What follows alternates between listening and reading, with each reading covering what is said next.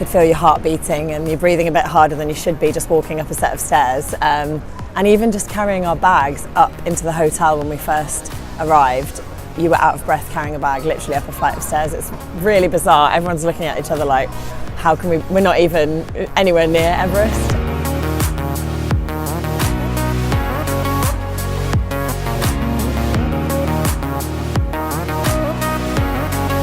So when we got into base camp, we had a rest day when you get there to try and get your body acclimatised, and then you do 3 days of walking. So up a little bit, come back down and sleep, up a bit higher, come back down and sleep.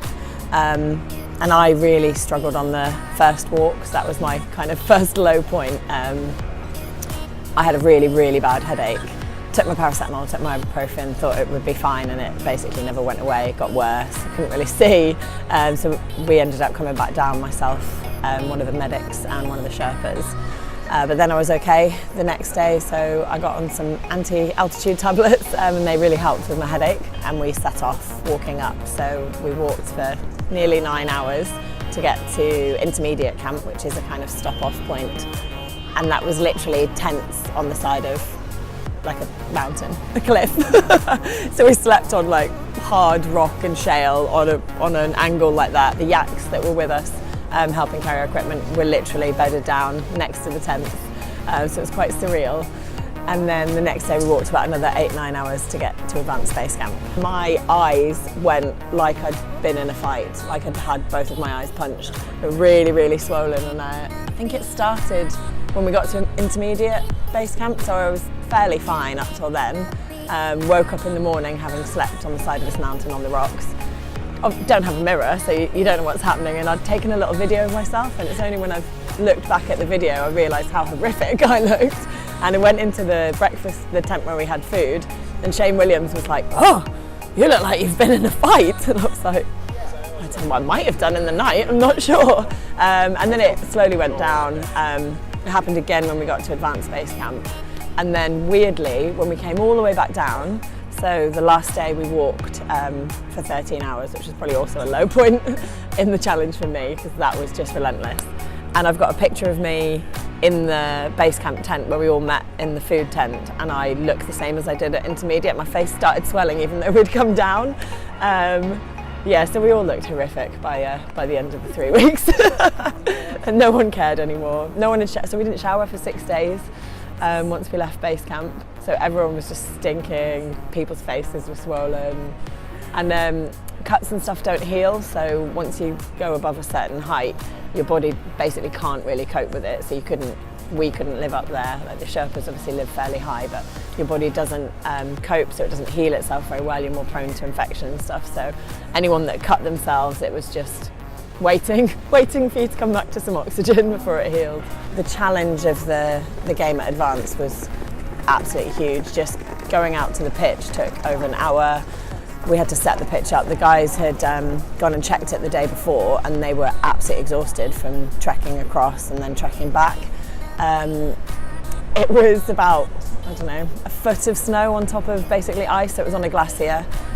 So it was really difficult underfoot. Just setting the pitch up took probably about an hour and a half to get the posts up. It had to, obviously, to be a world record, it had to be full size. By the time the game finished, everyone was just on their hands and knees. So some of the GoPro footage, I refed the game and I had a GoPro on, and some of the footage is just me looking around, and there's just bodies, just people on their hands and knees, just trying to breathe, trying to get their breath back. Probably the bit that I struggled the most with was the every day, like you just doubt whether you're going to be able to do it. And I think being in an elite environment with England, and performance-wise, you do worry about your performance, but to have it literally relentlessly for 2 weeks, not knowing each day whether I was going to make it, whether it was going to be okay, and then when people started dropping out, you think, oh, am I going to be the next one that's out? I think I've reminded myself that I am a bit of a doubter, and that I do spend a lot of my time stressing about whether I'm going to be able to do something, whether something's right,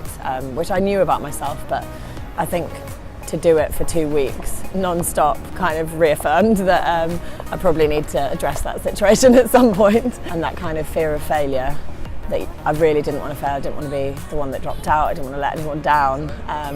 It's quite tiring carrying that around with you for a long time.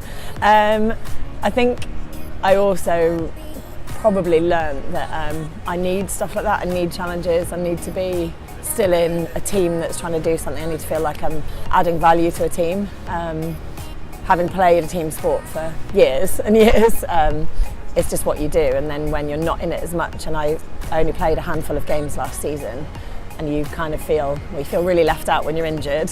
You feel like you're not part of something. And even though I was coaching, I still never felt like I was doing as much as I would be if I was on the pitch. It's quite a strange feeling, that kind of transitioning between coaching and playing. So yeah, it told me that I need to make sure I've got challenges and I've got things to look forward to, and that I need to make sure I've got a purpose and try and help other people.